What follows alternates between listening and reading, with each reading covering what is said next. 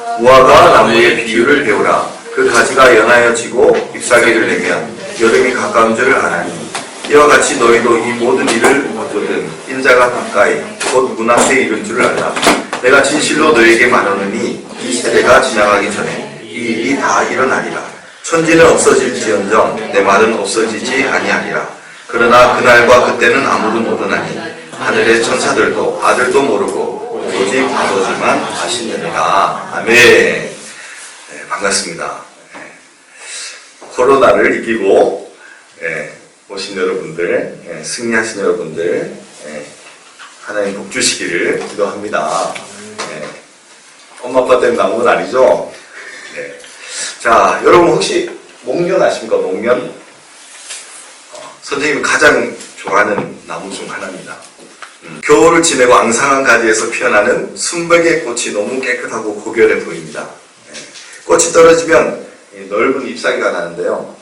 건강하고 푸른 나무를 보고 있으면 마음까지 정화되는 그런 느낌입니다. 제가 이 목련을 좋아하는 이유는 그 깨끗하고 순결한 이미지 때문도 있지만 제가 특별한 이유가 하나 더 있습니다. 제가 군대에 있을 때인데 저희 군대 막사 앞에 이 목련 나무가 있었어요. 저희 막사가 2층에 있었는데요. 창문을 열면 이 목련이 바로 보였어요. 이 목련은 이제 꽃이 피는 시기가 언제냐면은 이 개화 시기가 한 3월에서 4월 정도에 꽃이 먼저 핍니다. 잎보다 먼저 펴요. 그리고 5월이 되면은 이렇게 잎이 무성하게 이렇게 자라납니다. 제가 3월 군번이거든요. 혹시 제가 왜 목련을 좋아하는지 아시는 분 있으실까요? 제가 3월 군번이라서 5월에 제대를 합니다. 그래서 이 목련을 보면서 항상 저 꽃이 이제 두 번만 피면은 제대를 하겠구나. 저 푸른 나뭇잎이 화창해지면 이제 제대를 하겠구나. 이 목련을 보면서 군대 생활을 했습니다. 그래서 오늘 예수님도 이 세상의 마지막 때에 어떤 징조들이 있을 것인지 얘기하시며 무화과 나무의 비유를 들어주십니다. 이게 무화과 나무입니다. 무화과 나무 아시죠? 무화과 나무 직접 본 친구 있어요?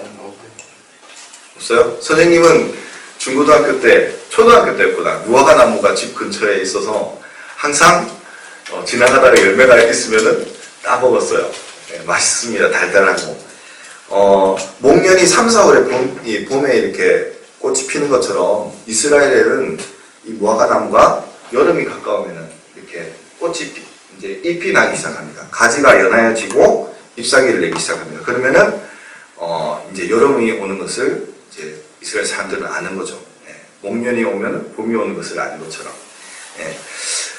이와 같이 세상의 마지막 날이 여러 가지 이제 징조들이 일어날 것인데 그 징조들을 보면 예수님이 가까이 곧 문 앞에 온 줄을 알라고 오늘 말씀을 하고 계십니다. 지난번 열천년 때도 제가 잠깐 살펴보았어요. 근데 오늘 그 징조들에 대해서 구체적인 데이터를 가지고 자세히 좀 살펴볼까 합니다. 그리고 우리가 종말의 때 어떻게 살아가야 할지 그것을 오늘 말씀 통해서 알아보고자 합니다. 자, 예수님은 그 징조들을 오늘 본문 말씀인 24장 전체에서 얘기하고 계십니다. 제자들이 예수님이 예루살렘 성전이 무너질 거라고 말씀하시니까 언제 일이 일어납니까?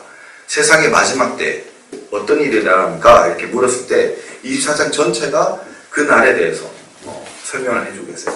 자, 특별히 마태복음 24장 5절, 11절, 23절, 26절을 보면은 많은 사람이 자신이 그리스도라 하고 거짓 선지자들이 많은 사람을 미혹한다고 되어 있습니다. 지난번에도 한번 봤었죠. 한국에만 자신이 메시아다, 하나님이다, 이런 사람이 한 40명 넘게 있습니다. 아시나요? 정명석, 영생교 제일주의 조희성은 고 조희성이에요. 자기가 영생한다고 했는데 죽어서 없어요. 문세병, 지금 김일성 아시죠? 김일성처럼 반부 처리돼서 유리관 안에 모셔져 있어요. 이 사람도 죽었어요. 장길자 하늘어머니, 이분이 이제 유명하죠. 이만희 교수. 최근에 가장 문제가 되고 있는 사람이 바로 이 신천지 이만희 교주입니다. 이들은 우리랑 같은 찬송을 불러요. 같은 성경책을 쓰고 같은 이렇게 예배를 드리지만 우리랑은 이제 다른 교리를 가지고 있어요. 선택받은 14만 4천 명이 구원을 받고 육신의 영생을 주장하는 등 잘못된 교리를 가르치는 사람들을 현혹하고 있어요. 최근에 뉴스에 많이 나오죠. 이번 코로나 사태로 이제 밝혀진 교회는 벌써 24만 5천 명이에요. 14만 4천 명이 넘었죠. 14만 4천 명이 되면은 구원이 일어난다는데 지금 교리를 또 바꿨어. 그 중에 이제 성경 말씀 열심히 공부해서 선택받은 자, 선행을 하고 이런 자만 또 된다고 바꾸고 있어요. 자, 중앙일보 기자가 신천지 고위 관계자하고 이제 인터뷰를 했습니다. 이만희 교주가 어떤 사람이냐 물으니까 마지막 날에 마지막 선지자다. 말세 때 예수님이 이 땅에 내려오시면 그리스도의 영이 이만희 총회장의 육신에 임해서 그리스도와 그 몸과 마음으로 하나가 되고 그때는 이 육신을 가진 채 영생하게 된다고 이렇게 얘기를 하고 있어요. 이들은 교회의 이름을 쓰고 가정을 파괴하고 사람을 속이며 또 헌금을 많이 받죠. 전도 못하면 얼마? 110만 원? 110만 원씩 내라 그래요. 그렇게 사회에 악영향을 주면서 하나님의 이름을 욕되게 하고 있어요. 그 영광을 가리는 죄를 짓고 있는 것입니다. 지금 코로나 바이러스로 이들의 존재가 만천하에 드러나고 있습니다. 사회에서 암적 존재로 문제시되고 있는 것은 바로 하나님이 하시는 일이 아닌가 그렇게 저는 생각하고 있습니다. 자, 두 번째 징조는 6절 7절에 보면은 난리의 소문들, 민족이 민족을, 나라가 나라를 대적하는 그런 전쟁이 일어난다고 얘기를 하고 있어요. 예수님 승천 이후에 이 지구상에서는 수많은 전쟁이 있었습니다. 그중 가장 큰 전쟁은 무엇일까요? 대부분 다 아시죠? 학교에서 배웠었거든요. 1차 세계대전 1914년부터 18년까지 좀 깨지네요. 자, 이 연합국이고요. 여기가 동맹국인데 연합국 우리나라도 포함됐어요. 이때 일본이 우리나라 강탈해서 다스리기 시작할 때, 그래서 강제징용돼서 싸우기 시작할 때, 그리고 2차 세계대전 전 세계가 그냥 다 싸움이 일어난 거예요. 이 연합국이고 추축국, 여기가 이제 독일 쪽에 이제 진영이죠. 독일하고 일본. 이때도 우리 해방전이죠. 2차 대전 때. 2차 대전이 이제 끝나면서 우리가 해방됐는데, 연합국에는 소련, 미국, 영국, 독일, 일본, 추축국, 적이라고 보기는 하지만, 이런 전쟁들이 일어났습니다. 특히 2차 세계대전 때 아돌프 히틀러는 유대인을 학살했는데 600만 명의 유대인들을 학살하고 유럽에 거주하던 3분의 2, 우리 서울시 인구의 한 16배 정도 되는 인구입니다. 그런 인구들을 다 죽였어요. 이게 뭔지 아십니까? 요번에 이스라엘 갔다 왔을 때 홀로코스트 유대 그 기념관에 갔다 왔는데 유대인 10만 대, 10만. 그들의 소지품은 다 놔두고 알몸으로 가스실에 들어가서 죽고 불태우고 그렇게 했습니다. 우리나라도 일본에 의해서 강제징용 당하고 우리 위안부 동원 등으로 많이 고통을 당했죠. 지금도 세계 각 지역에서 수많은 전쟁들이 일어나고 있으며 우리나라도 아직 휴전 상태에 있습니다. 21세기 지금도 세계적으로 미국과 이란, 지금 관계가 안 좋죠. 이란 군사령관을 이 드론으로 이라크 공항에서 폭파시켜서 제거했어요. 이란이 계속 이제 미국에 적대시하고 나쁜 행동을 하니까 아예 제거를 해버립니다. 이것 때문에 이란이 선전포고를 보복하겠다. 그래서 이라크에 있는 미군 기지에 15발의 미사일을 쐈어요. 여러분 들어보셨어요? 공부하느라 못 들어봤죠? 이런 일들이 지금 일어나고 있는 거예요. 근데 이라크가 전면전을 두려워했어요. 왜냐면 미국이 워낙 강대한 나라니까. 미리 알려준 거야. 어디 쏘겠다고. 미군들이 다 피한 상태에서 미사일 다 쏴서 미군들의 피해가 없는, 인명 상상이 없는 줄 알고 트럼프도 그냥 넘어갔어요. 이 이란군 사령관을 죽인 이유도 미군 한 명이 죽었기 때문에, 어떤 이제 이란이 계속 이렇게 도발을 하는데 미군 한 명이 죽어서 아예 제거를 해버린 거예요. 이런 일들이 지금 일어나고 있는 거예요. 제3차 세계대전이 일어나긴 했었습니다. 이게 바로 얼마 전 일이에요. 자, 전쟁 통계자료, 난리의 소문이 난다 그러는데요. 자, 1946년도, 우리 2차 세계대전 끝날 때, 사람들이 죽은 수입니다. 지금은 많이 줄었죠. 그런데, 전쟁의 수는 46년도 이후로 계속 증가하고 있습니다. 세계 각지에서 수많은 전쟁들이 일어나고. 자, 세 번째로 마태복음 24장 7절을 보면은 기근과 지진과 같은 여러 가지 재난들이 일어난다고 이야기하고 있습니다. 말세 때. 유엔의 세계 식량 계획이라는 WFP, 월드 푸드 프로그램이라는 기관 자료에 따르면 2018년도에 8억 2,100만 명이 영양 실조 상태라고 그렇게 얘기합니다. 네, 이게 이제 기아 지도예요. 2017년도 자료인데 웹사이트 한번 보여드릴까요? 그 중에 53개국의 1억 1,300만 명은 지금 아주 극심한 굶주림으로 긴급한 지원이 필요한 그런 상태에 있다고 합니다. 네. 먼 나라 얘기가 아니에요. 바로 우리 북한이에요. 북한. 우리 민족이에요. 한민족. 네. 영양실조로 지금 오전에 또 영상을 봤지만 아주 어려운 가운데 있습니다. 자, 그리고 기근과 지진이 일어난다고 그러는데, 이것이 뭐냐면은 이제 월드 내추럴 카타스트로피스 이런 재난들이에요. 뭐 보면은 지진, 쓰나미, 뭐 화산 폭발, 뭐 이런 폭풍들, 홍수, 뭐 지각변동 이런 것도 있네요. 극심한 이제 온도, 뭐 아주 뭐 더워서 덥거나 아니면 춥거나 그런 것들, 기근, 포스트 파이어, 숲에서 이제 불나는, 미국에서 몇 개월 동안 불나다가 안 꺼졌었죠. 그런 일들이 1980년도부터 계속 2018년도까지 통계자를 보면은 계속 증가하고 있는 거예요. 말세 때가 가까워오는 것을 통계자료, 이거는 어디 기독교에서 나온 게 아니에요. 선생님이 다 찾아본 거예요. 그리고 이거는 강도 6 이상의 지진만 1900년도부터 2014년도까지 자료인데, 여러분 보시면 알겠지만 이렇게 증가를 하고 있어요. 우리나라 어떻습니까? 우리나라 지진 78년도부터 2009년도까지 우리나라도 계속 지진이 증가하고 있어요. 여러분 기억나세요? 2016년, 18년, 16년에 경주에서 지진 났었죠.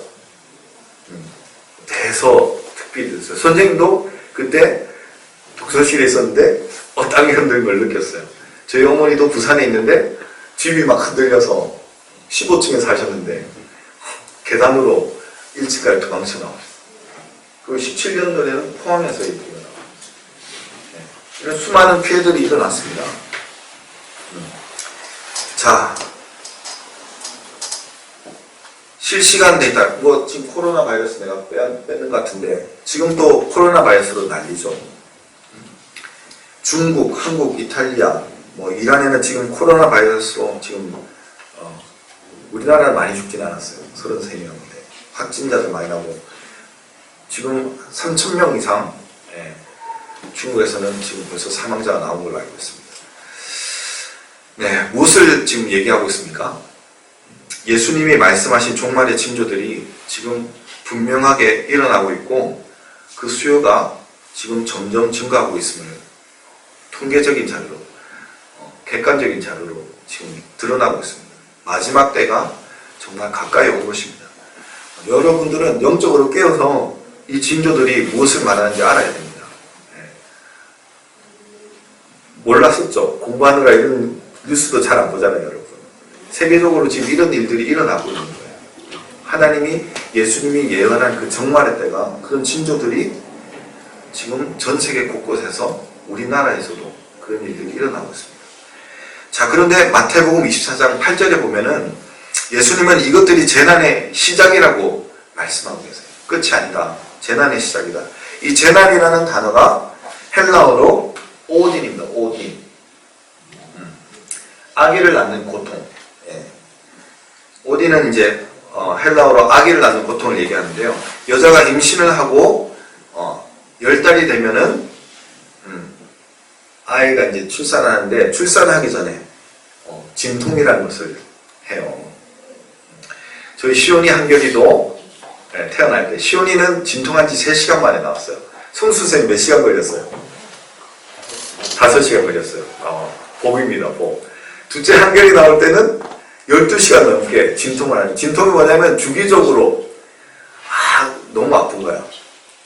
이 배가 이제 벌어지는 거지. 살이 찢어지면서 이제 이게 아기가 나오려고 준비를 하는 거예요. 한결이는 12시간이 넘어서 다음날 나와서 다음날. 정말 고통스럽습니다. 그런데 이 고통이 시작되고 정말 아이가 나올 때는 뼈가 벌어진다 그러죠. 그리고 살이 찢어지면서 아기가 나오는 거예요. 여러분 태어날 때 다 그렇게 태어났어요. 자, 그런데 그 심한 산통을 겪고 나서 결국에는 이렇게 이쁜 아이들이 나옵니다. 시온이 한결입니다. 정말 극심한 고통, 아이를 낳기 위해서는 그런 고통이 있어야 되는 거예요. 바로 이것이 재난이라는 단어의 뜻이에요. 이단들이 기승을 부리고 전쟁과 지진, 기근, 이런 고통들이 바로 새로운 삶이 시작되기 위한 산통이라는 것입니다. 진통이라는 것입니다. 지금은 진통의 기간입니다. 곧 오시기 전에 아기가 곧 나온다 준비하는 그런 진통이 지금 일어나고 있는 거예요. 자, 이런 고난이 지나면 예수님께서 오셔서 영원한 천국으로 이르게 될 것입니다. 아멘? 네. 자, 이외에도 영적인 고난들이 있을 것이라고 마태복음 24장 9절에서 12절에 말씀하고 계십니다.